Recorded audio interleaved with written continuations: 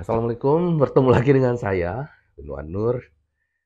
Dan kali ini setelah beberapa episode video saya kita berbicara pariwisata, hari ini kita agak bergeser temanya ke politik ya. Itu tema yang saya sangat sukai, tapi saya tidak berpartisipasi di dalamnya karena saya memang tidak berbakat jadi politisi. Meskipun saya tahu itu penting, tapi posisi saya sebenarnya bukan sebagai pemain. Hmm. Nah, bentar lagi ini kan sudah menjelang 2024, politik sudah mulai lebih aktif, partai-partai sudah mulai mendaftar, dan mungkin sebentar lagi juga caleg-caleg akan ada. Dan terus terang saya sendiri sebenarnya waktu di Takengan kemarin ada beberapa partai politik mendekati saya untuk bergabung. Tapi sekali lagi untuk ke politik ini terutama dengan kondisi politik kita yang sekarang sepertinya belum cocok untuk saya ya. Apalagi dunia itu ya, dunia politik praktis maksudnya itu belum cocok untuk saya. Karena saya pikir memang untuk setiap bidang itu ada orang yang memang berbakat di sana, ada yang tidak gitu. Ya, seperti di video saya sebelumnya saya membahas tentang pariwisata, saya contohkan Ronaldo, Messi, Maguire, itu kan dia memang berbakat di bola gitu. Kalau kita nggak berbakat di sana nggak akan sebagus itu. Nah, saya sendiri eh, saya pikir memang nggak berbakat di politik ya. Kemudian dari keluarga saya pun tidak ada yang dari jalur baik dari ibu dari bapak yang terjun di politik dan sukses di partai politik nggak ada saya lihat. Karena memang mungkin saya percaya itu dalam politik itu mungkin bukan secara genetik, meskipun genetik juga mungkin ada berpengaruh dalam bagaimana kita bernegosiasi, tarik ulur dengan orang lain, mungkin itu ada bakat secara genetik, tapi saya pikir mungkin lebih ke nilai-nilai ya. Nah, saya sendiri kalau di uh, garis keturunan laki ke atas, kalau di Ishak dulu kami itu dari keluarga imam ya.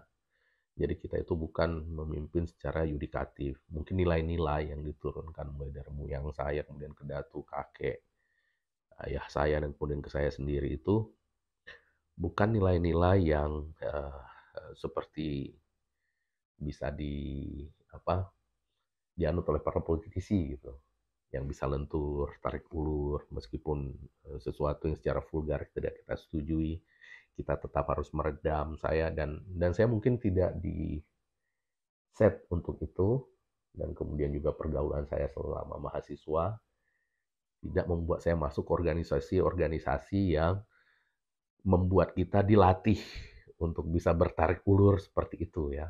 Jadi selama mahasiswa saya masuk juga organisasi pecinta alam yang ya kalau benar ya benar, salah ya salah gitu.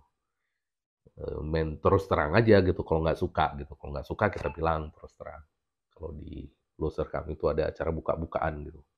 Jadi teman sama teman kita nggak suka apa, kita kasih tahu, ini loh kesukaan kamu gitu. Nah di politik kan nggak bisa begitu ya. Uh, jadi beberapa orang juga anak, tapi nggak semua anak PA nggak berbakat politik seperti saya bilang ya. Cuman mereka yang berbakat politik, ya misalnya seperti teman saya Nurman Hidayat, dia bergabung lagi dengan organisasi lain di luar kepecinta alaman itu untuk mengasah keterampilan politik. Saya sendiri tidak. Nah, jadi karena saya sendiri tidak berbakat dalam politik itu, jadi terkait 2024 ini, saya tidak akan membahas tentang diri saya sendiri yang akan dengan misi-misi politik saya tidak. Dan di sini ya seperti baju yang saya kenakan ini, ada tulisan gayonya, tapi ini enduro dulu. Meskipun saya sekarang ini secara fisik ada di Bali, tapi berbicara politik nasional, pikiran saya itu selalu melayang ke daerah asal saya, wilayah Aceh Tengah Bener Meriah, Gayulut, yang tahun 2019 ini tidak punya, pemilu 2019 lalu tidak punya perwakilan di DPR RI, di Senayan, DPR RI dan DPD. Nah, kenapa itu terjadi? Itu adalah kesalahan di 2014. Ya. Kita memilih waktu itu satu tokoh yang dianggap besar, dianggap paling peduli dengan gayung, meneriakkan Allah paling kencang, dan itu jadi jualannya waktu itu untuk ke Senayan. Dan hasilnya nggak ada. Dia mewakili partai yang berkuasa waktu itu, tapi presiden pun bahkan waktu itu punya ikatan emosional yang sangat kuat dengan Gayo, nggak ada apapun yang signifikan yang dibawa untuk Gayo dari kedekatannya itu dengan posisinya sebagai ketua DPR RI itu. Akhirnya 2019 lalu, orang-orang yang kecewa tidak lagi memilih dia. Dan tokoh lain pun yang cukup kuat untuk bisa mewakili Gayo Lut ini ke Senayan, belum ada waktu itu. Jadi akhirnya kita sudah punya wakil. Ini berbeda dengan Gayo Luas ya. Mereka itu bisa menyatukan suara ke satu orang, kemudian mereka selalu punya wakil. Itu hebat. Saya salut sama politik Gayo Luas gitu. Karena di Aceh Tengah Bener Meriah tidak. Jadi 2024 ini, kalau situasi seperti 2019 lalu kembali terjadi, artinya kita Gayulut kembali tidak akan memiliki wakil di Senayan. DPR RI terutama ya, karena DPD ininya mereka, wewenang mereka itu kan tidak ada, terbatas ya. DPD itu hanya memberikan rekomendasi, tapi dia tidak bisa mengundangkan, tidak bisa mempres pemerintah, tidak bisa memanggil seperti menteri-menteri untuk membuat kebijakan gitu, beda dengan DPR RI. Nah, jadi untuk kali ini jadi saya pikir itu sangat urgent bagi kita orang Gayo untuk mengirimkan wakil ke Senayan untuk 2024 ini. Nah, itu dulu kita sepakati ya. Kalau kita sepakat sudah bahwa kita Gayulut untuk tahun 2024 ini harus mengirimkan satu wakil, baru kita bicara tokoh-tokohnya. Siapa yang akan kita pilih. Di sini lagi masalah. Sulit sekali untuk mencari tokoh yang berkaliber nasional untuk bisa berkaliber untuk bisa ke DPR RI untuk di Gayulut kali ini. Ya. Tokoh muda belum ada yang cukup matang untuk ke sana, saya lihat ya, baik pengalaman dan kemudian juga jaringan, belum ada yang untuk kaliber bisa ke DPR RI. Belum ada. Ada satu yang sebenarnya di DPRA gitu ya, tapi ada banyak kontroversi lah. Di Takengon pun kalau dia datang biasanya tiap pemilu itu dia berganti tim sukses. Yang udah disukses mengantarkannya tahun ini itu kan dia gantikan tahun depan. Daerah-daerah yang dulu dia garap dia pindah ke tempat lain gitu. Jadi kinerjanya nggak bisa dievaluasi. Ada yang seperti itu. Kemudian itu siapa lagi ya? Nggak ada. Jadi kemudian kita berpaling kepada tokoh-tokoh yang lebih matang. Siapa lagi? Kalau yang tahun 2014 dulu naik ke DPR RI, ya lucu aja kalau kita milih dia lagi. Apalagi ternyata pertama sudah tidak terbukti kinerjanya, dan kedua ini juga ya aneh lah seperti anak-anak gitu. Kalau berkelahi manggil ibu, nggak bisa dikritik. Terus saya pikir cari-cari begini, yang terlintas di ini saya ya, tapi ini bisa didiskusikan ya. Jadi kalau yang nggak setuju nanti dengan pendapat saya silahkan komentar di bawah, berikan alasannya kenapa tidak setuju, tapi nggak usah pakai maki-maki ya, nggak usah pakai maki-maki, nggak usah pakai kata-kata yang eh, mungkin membuat kita terpaksa menjadi pihak sebut atau berurusan dengan polisi.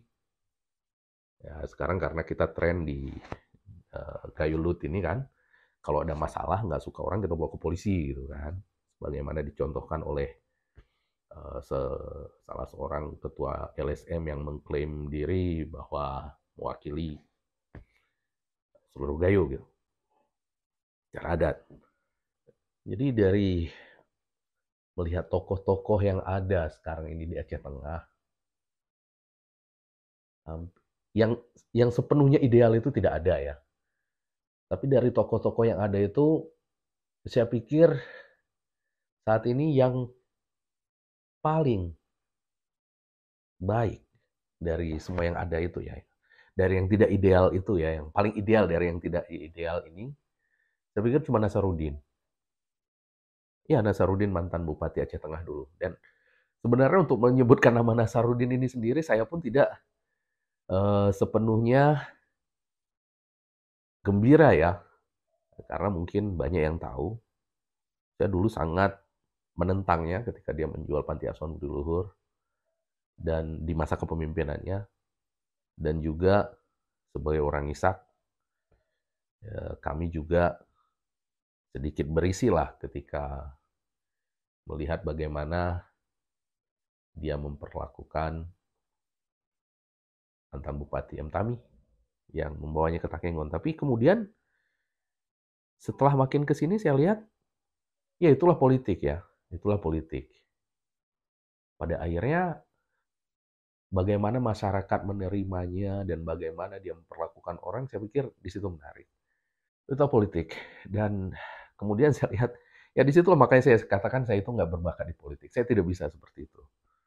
Tapi di Nasaruddin dalam politik ini dia betul-betul akhirnya ya mampu dia meredam segala perbedaan gitu ya, meminimalisir ketidakcocokan dengan orang-orang gitu.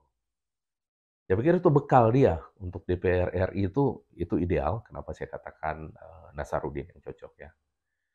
Eh, dan saya sendiri ya oke lah, saya nggak suka sama dia dengan apa yang dia lakukan ke Budi Luhur, dengan pada Bupati M. Tami. Tapi ketika berbicara Gayulut, politik Gayulut saat ini, siapa lagi yang lebih baik dari dia gitu? Untuk bisa kita kirim untuk menjadi wakil dari Gayulut ke Senayan. Nggak ada gitu. Nah, kenapa Nasaruddin saya bilang? Pertama, ya, dia sebagai mantan Bupati Aceh Tengah 2 periode plus menjadi PJ Bupati, jadi sangat lama menjadi Bupati Aceh Tengah. Tapi yang saya ingat, Bupati Aceh Tengah itu ketika menyelesaikan masa jabatannya, tidak ada yang kemudian masih bisa diterima masyarakat Gayo dengan baik. Banyak musuhnya, banyak yang membencinya, dan tidak ada dari mereka yang tinggal di Takengon lagi setelah tidak menjabat. Saya ingat saya Bupati Nurdin Supri belum sempat ingat karena saya masih sangat kecil waktu itu. Bupati pertama yang saya ingat itu adalah M. Beni Bantacut. Kemudian M. Jamil, itu anak-anaknya sempat satu sekolah dengan saya. Kemudian setelah itu TM Yusuf Zainul, waktu itu saya udah di Banda Aceh, digantikan oleh kerabat kami dari Ishak, Pak Bukhari, digantikan oleh masih kerabat kami dari Ishak juga, Awan Mustafa M. Tami, dan kemudian Nasaruddin. Dari semua mantan bupati itu, ketika menyelesaikan jabatannya, tidak ada lagi mereka yang tinggal di Takengon. Ya, entah musuh politiknya, masyarakat yang membencinya. Satu-satunya yang saya lihat, yang di masa pensiunnya, tetap tinggal di Takengon, tetap diterima oleh masyarakat. Ya, kemarin waktu saya di sana lihat, waktu anaknya sunat rasul, ramai sekali yang datang, padahal dia sudah tidak menjabat loh. Nasaruddin sudah tidak menjabat, dia tidak lagi punya kekuasaan, dia tidak lagi punya power untuk memberikan proyek kepada orang-orang, gitu. Tapi masih ramai orang yang datang, masih banyak yang memberikan selamat. Artinya apa? Kepemimpinan dia selama menjadi bupati itu cukup diapresiasi oleh masyarakat, saya lihat. Ya, masyarakat cukup puas, meskipun mungkin ada seperti saya ganjalan gitu, tapi eh, secara timbangan positifnya masih jauh lebih banyak. Nasaruddin ini. Itu satu. Dan yang kedua, nah ini kenapa saya katakan tadi politisi muda umpamanya itu belum layak ke Senayan. Secara jaringan dia bagus. harus saya akui, secara jaringan eh, bagus Nasarudin ini, dan dia juga tidak kaku untuk berkomunikasi dan untuk bergaul dengan orang di luar Gayo. Itu terbukti. Dia sempat dipilih menjadi calon wakil gubernur Aceh waktu itu kan. Artinya komunikasinya bagus dengan eh, orang di luar Gayo sana. Dan secara nasional juga tidak masalah karena dia mantan bupati. Selama menjabat lebih dari 2 periode itu, dia tentu banyak sekali punya jaringan, entah di DPR, entah di dengan bupati-bupati lain yang juga sekarang mungkin sudah pensiun dan mungkin angkat DPR, dia tidak akan kagok gitu kalau nanti ada di DPR, bukan kaget ya, seperti ya seperti Tarzan masuk kota lah, tidak akan seperti itu. Jadi itu alasan saya kenapa saya katakan Nasarudin adalah untuk saat ini adalah sosok yang paling tepat untuk menjadi wakil kita di DPR RI ya. Dan tokoh-tokoh lain saya lihat belum belum belum ada ya. Belum belum ada saya lihat tokoh lain yang punya kapasitas seperti itu untuk di Gayulut untuk saat ini. Apalagi kalau tokohnya yang bupati sebelah sana. Itu kalau saya kata dari komentar, salah satu komentar di saya kata orang, ya berantem, kalah berantem panggil mama gitu. Jadi dia nggak mampu bahkan untuk sekedar eh, berdebat seperti itu pun, beradu argumen pun nggak mampu.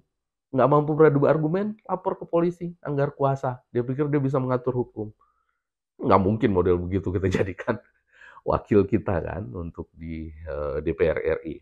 Nah, jadi terlepas dari itu, uh, coba kalau misalnya teman-teman ya yang menonton channel saya ini punya tokoh alternatif lain selain Nasarudin yang saya apungkan ini untuk menjadi calon kita di DPR RI pada 2024 nanti, silahkan komentar di sini ya. Tapi sekali lagi, komentarnya itu nggak perlu maki-maki. Kasih aja jawabannya ini loh, Nasarudin itu ini kelemahannya, kalau calon yang ini di sini kelebihannya. Nanti kita timbang mana yang paling bagus ya. Jadi kita biasakan menjelang pemilu ini diskusi seperti ini. Siapa tokoh yang akan kita majukan, apa kelebihannya, apa kekurangannya, kita analisa. Kalau perlu nanti dia kita panggil, kita ajak bicara bagaimana programnya, bagaimana misinya, bagaimana visinya tentang Gayo gitu ya. Jadi eh, dengan argumen yang sehat aja gitu, dengan argumen yang bisa dipertanggungjawabkan, ada buktinya ya. Nggak perlu maki-maki, nggak perlu keluarin kata-kata kebun binatang, bapak, ibu sampai ke sana dia ungkit-ungkit itu nggak perlu ya. Karena saya sedang nggak perlu biak sebut sekarang dan juga dan paling-paling nanti ujung-ujungnya polisi gitu. Bagaimana dicontohkan oleh itu ketua LSM yang ngakunya adalah perwakilan adat dari seluruh inilah salah satu suku. Jadi saya nggak mau sebut ya karena repot nanti orangnya ya seperti itu tadi suka ngadu sama mama kalau kalah berantem gitu ya. Jadi begitu dulu dari saya. Assalamualaikum warahmatullahi wabarakatuh.